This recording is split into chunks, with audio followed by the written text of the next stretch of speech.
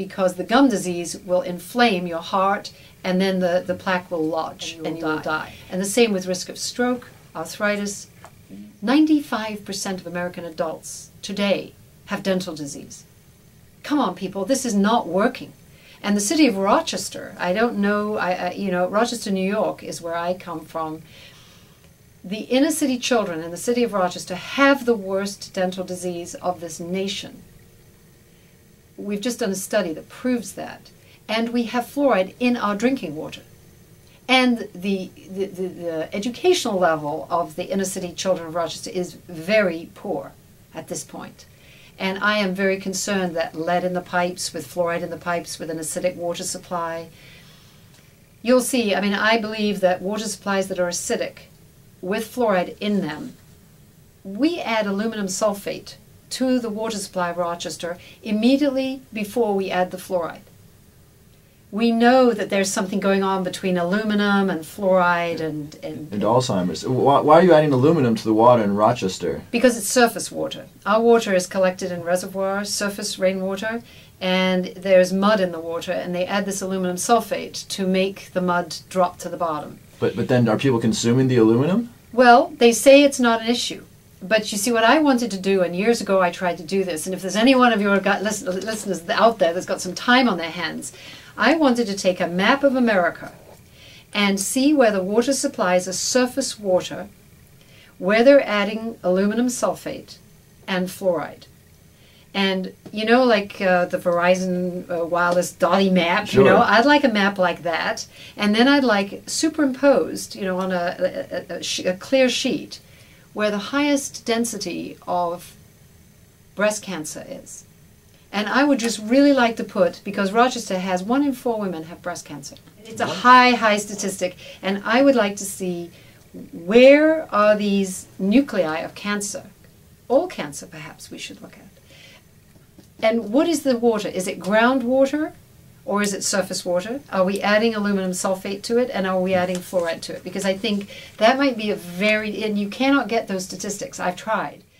Xylitol, a sugar made from birch trees, can actually help fight cavities. To learn more, Google Xylitol, Xylitol, and find out more about how sugar can make your mouth healthier. Welcome back to Lone Star Politics. I'm your host, Dr. Love, and in studio today we have a real doctor, and she is one of the very first dentists who is a female out of England.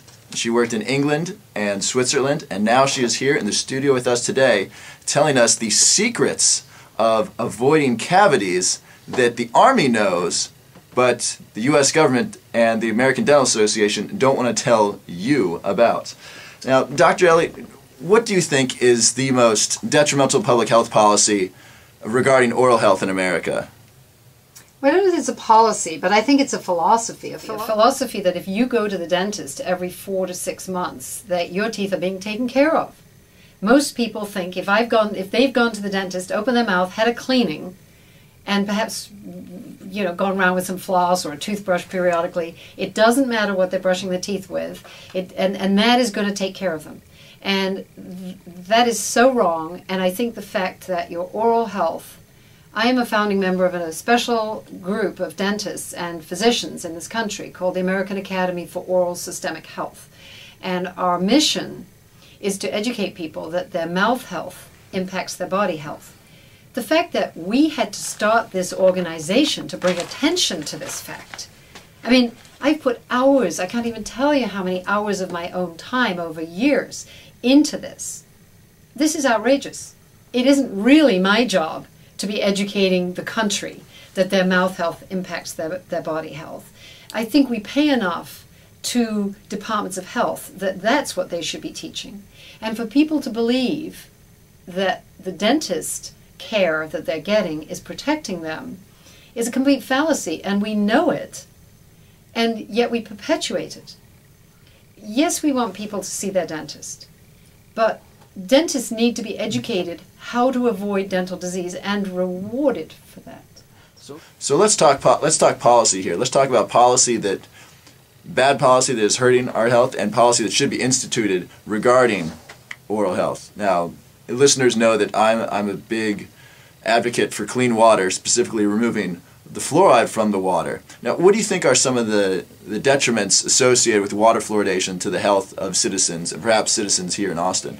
Well, I think it's the poor that suffer the most. I think it's the poor who make up baby bottles with fluoridated water, and a lot of the formula milk already has fluoride in it, and the combination of that, I think, especially with its effect on cognitive, brain growth and development potentially.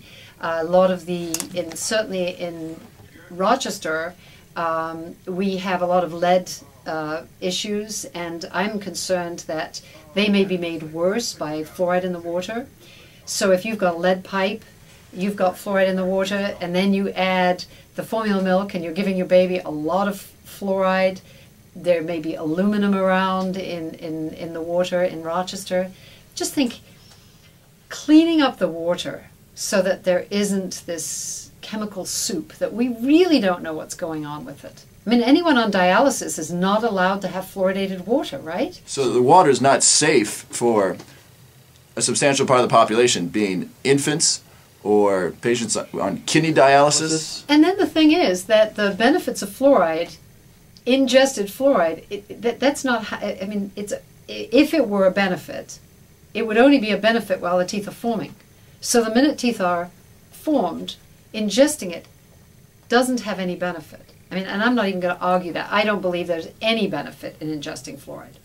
I told you that my older children had too much fluoride. My younger children were fortunate enough to be born after that. They were born in the 80s, after I discovered the bad effects of fluoride. So they never had fluoride. And my younger children never had cleanings and never had sealants. And my youngest child has the most beautiful teeth of all my children, and I don't think it's a surprise. I think it is basically I spent 5 children learning how to do this, and I share my knowledge on the internet now because I think it's a tragedy. So what are some public health policy you think would be effective in helping the oral health, specifically the oral health of the poor, who are being harmed the most by the current policy, which is water fluoridation? The most important public health policy is to pay dentists for doing what they ought to be doing, which is being preventive-minded. And when I worked in Switzerland, all preventive measures, I mean, you were paid to talk to your dentist about preventive health education, about food, and so on.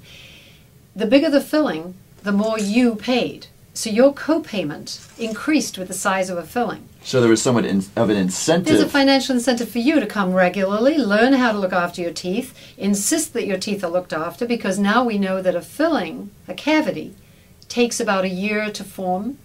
And with the right food and the right, the right tooth care, we can make a cavity go away in 6 months. So what does that mean?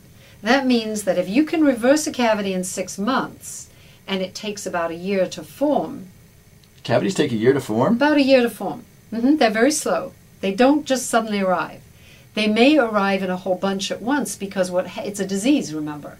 What happens on one tooth usually happens on all 4 quadrants. And if you are a mouth breather, for example, you just got some allergies and sinus problems and your mouth is dry. Dry mouths cannot wash away that acidity. You have no saliva. So the acidity that we talked about sits on your teeth and just permeates your teeth, and you may end up with 15 cavities all at once. So breathing through your nose is another way to... Risk factor. Interesting. And if you have a lot of infections, sinus infections and so forth, xylitol actually is very useful. You can buy a nasal spray at your health food store, and it will reestablish healthy nasal bacteria. Interesting. So in Austin, the Environmental Board recommended to City Council that they investigate the cost and benefits of water fluoridation in Austin. Now, City Council has refused to do that for the last 2 years, which is just astounding to me that they would refuse to do research. What kind of research would you like to see done regarding oral health that you think would be most beneficial to citizens? Well, I'd love to see maybe physicians start educating patients, because I think to change dentistry may be very hard. I would like to see a real push to educate OBGYN doctors to understand that the health of their patients will affect the outcome for the babies born because of this preterm birth. Mothers have infected mouths. Their babies are more likely to be born early. And you also mentioned something earlier off camera about cesarean sections and how that Right. Babies born by cesarean are more likely to have cavities than babies who are not born by cesarean. Babies born normally, as they come through the birth canal, actually get a layer in their mouth through the birth canal. The bacteria that come in their mouth are protective of their mouths, and later becomes the beginning of the protective biofilm that will protect the baby's teeth. So they're less likely to pick up these cavity-forming bacteria, which babies pick up from their mothers. And we knew this in 1970. Have I got time to tell you a quick study from 1970? In Belize, people have the worst tooth decay in the world. And these researchers from Finland took xylitol, like I was telling you, the military have this chewing gum coated with a gram of xylitol. They took that to Belize, and they gave it to these mothers with awful teeth. These mothers had cavities that weren't filled, there were no dentists, there's no fluoride, there's nothing. They gave this chewing gum to the mothers who were pregnant for the last trimester, the last 3 months of their pregnancy, and they gave them enough chewing gum to keep them chewing it, and it's delicious, so they did it, for a year. So that's during the time of the first teeth erupting in the baby's mouth. Okay? So the mothers basically cleaned their mouths before the babies grew teeth and kept their mouths clean for that first year of the baby's life. Then the researchers took all the xylitol out of Belize. No more xylitol. And then the researchers went back and followed the children of the mothers that cleaned their mouths. Now you have to realize this is a bacterial infection because the mothers were kissing the babies, but they now were kissing them with bacterially clean teeth. Okay. They found the children at 6 years old had 80% less cavities than the regular population. And then they went back even recently and found that as adults they have much better teeth than the rest of the population. Now 80%, nobody can find with fluoride 80% better teeth. And that was 1 year of the mothers chewing xylitol gum. If you give it to the babies, it's 95%. So just by reducing the bacteria transferred from mother to baby by cleaning out the mother's mouth with chewing gum made with xylitol, or any, that reduced cavities substantially. That reduced cavities 80% in babies, because I guess that's the only person that babies were really kissing, or children were kissing at that time. And if you give it to the children directly, it's 95% reduction in cavities. So that's just tremendous. And you're talking about $3 a month. 10 years. In Norway and Sweden and Scandinavia, they give the xylitol gum to preschool children. So they're doing this in other countries. Oh, it's a public health measure in other countries. So 85% of the candy in other countries is made with this. 85% of the candy in Norway is made with xylitol. So why on earth is this not any sort of a policy or even known about in the United States? It's sort of known, but it's never because there's nobody is paid to prevent cavities. We have to get the physicians, we have to get pediatricians, or we have to pay dentists differently. I mean, here in the United States, the federal government wants to make healthcare kind of a universal thing around the country, including, I believe, dental healthcare. Now, preventing dental caries, preventing cavities, would be a huge reduction in cost for the American taxpayer and just a major benefit to society. And here it is, other countries are doing the right thing and making cavities with xylitol and giving it to children, whereas we're doing absolutely nothing about this. We're approaching this from the wrong end. The only way fluoride helps is when you already have damaged teeth. The way xylitol works is it preempts. It stops the infection. I'm very sorry that we are running out of time. This has just been a fascinating interview. Thank you so much, Dr. Ellie, for coming in and telling Austin about your experience with oral health and what it is that they can do to best prevent their cavities. Now, you have a website, www.drellie.com, where Correct. People can look up this information.